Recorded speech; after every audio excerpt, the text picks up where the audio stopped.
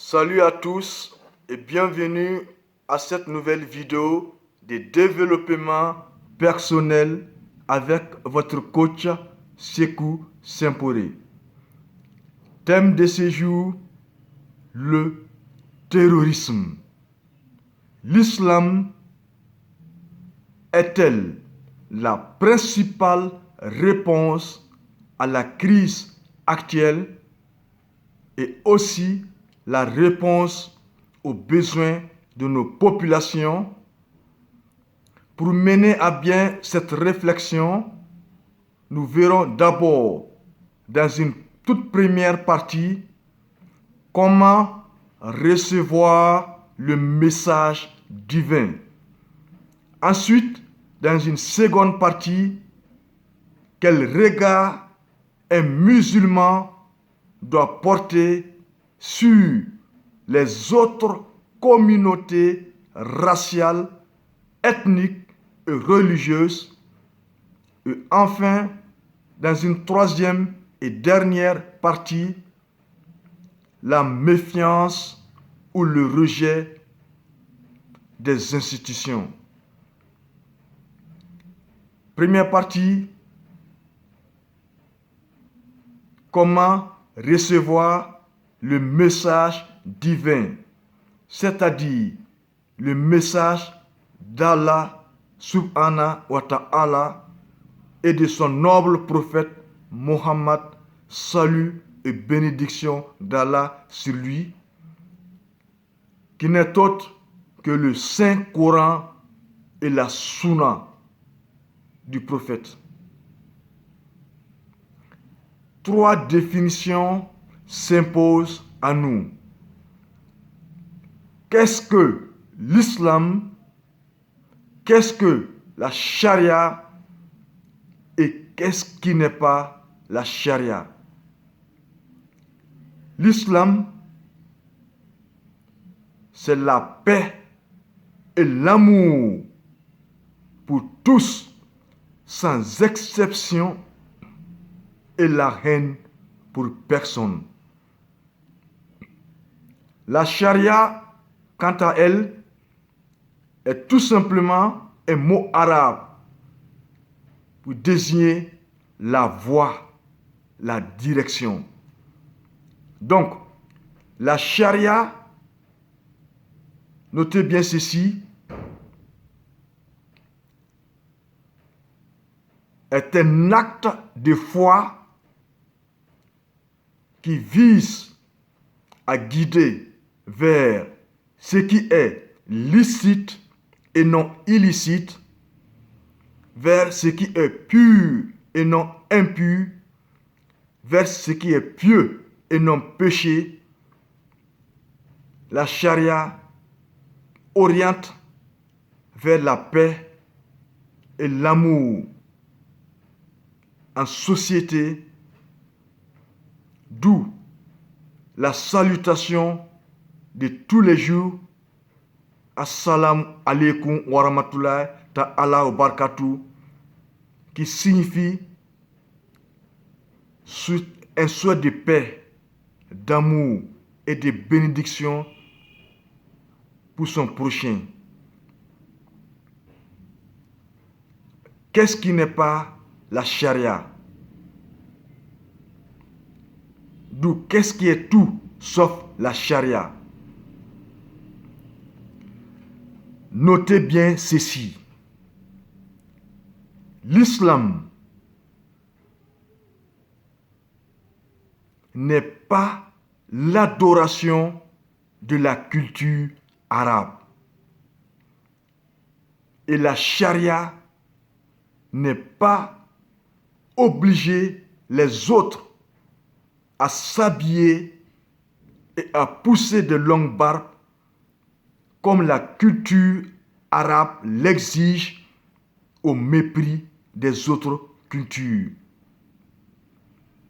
L'islam n'est pas nécessairement parler la langue arabe ou maîtriser cette langue, et la charia n'est pas agir avec violence morale et physique comme un arabe.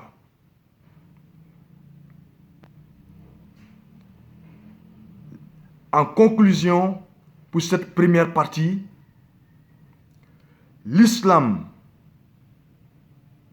et la charia, c'est tout simplement une orientation à suivre tant pour se convertir en islam, pour les baptêmes, les mariages, les divorces.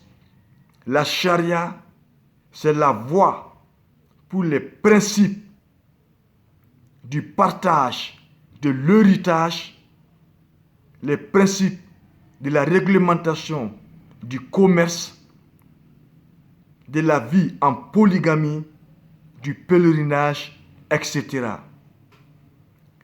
Enfin, la charia en islam,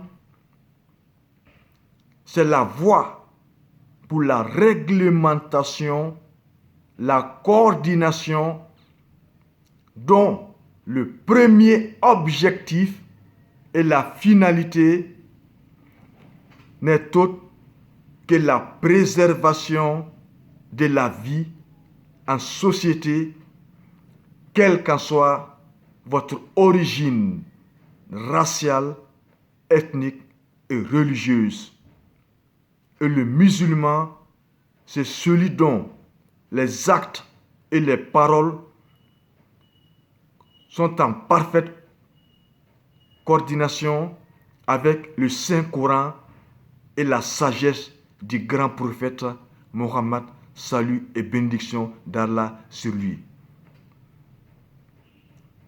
L'islam, comme réponse à la crise actuelle et aux besoins de nos populations, partie D, quel regard un musulman doit porter sur les autres communautés raciales, ethniques et religieuses. Faut-il se dire que le mal vient toujours de l'extérieur,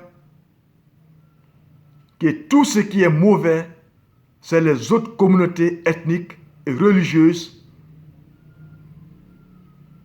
Notez bien ceci. Face à toute communauté raciale, ethnique et religieuse, l'islam se divise en deux grands principes fondamentaux. Premier grand principe qui est uniable, inchangeable, quel qu'en soit le temps et l'espace, les 5 piliers de l'islam, qui ne sont autres. Premier pilier, l'adoration d'un seul Dieu, qui n'est autre que le Seigneur Dieu unique d'Abraham, d'Ismaël, d'Isaac, de Jacob, de Noé, le Dieu unique de Moïse, de Jésus et de Mohammed, salut et bénédiction d'Allah sur lui, sans rien lui associer. Deuxième principe, ou deuxième pilier, les 5 prières quotidiennes à des heures précises. Troisième pilier, les 30 jours de jeûne pendant le mois de Ramadan, le mois de purification. Quatrième principe, l'aumône ou la zakat. L'obligation d'aider son prochain et de servir la société, d'aider les pauvres, les nécessités, les indigènes, l'aumône et la zakat qui obligent chaque musulman à venir en aide aux malades, aux orphelins, aux veuves, etc.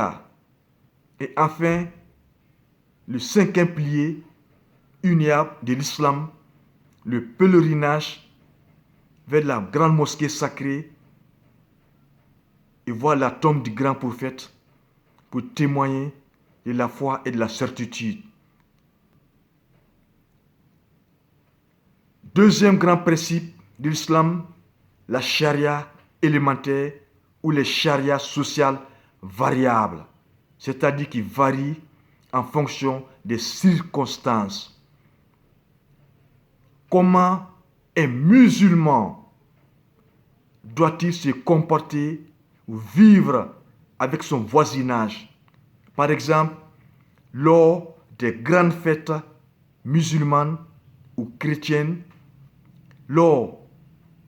lorsqu'il y a un mariage, un baptême ou un décès dans le voisinage, la tolérance religieuse, la flexibilité qui s'impose à chacun.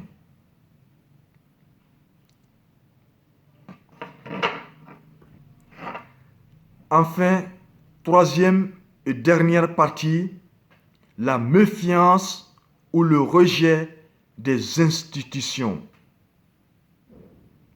Sachez que nos institutions sont laïques en Afrique et ne peuvent en aucun cas reposer sur les principes de base d'une religion quelconque donnée. Toutes les communautés raciales, ethniques et religieuses s'y trouvent et bénéficient des mêmes droits et des mêmes avantages, quels qu'en soient les nombres plus ou moins élevés. Que Dieu vous bénisse. Je vous remercie.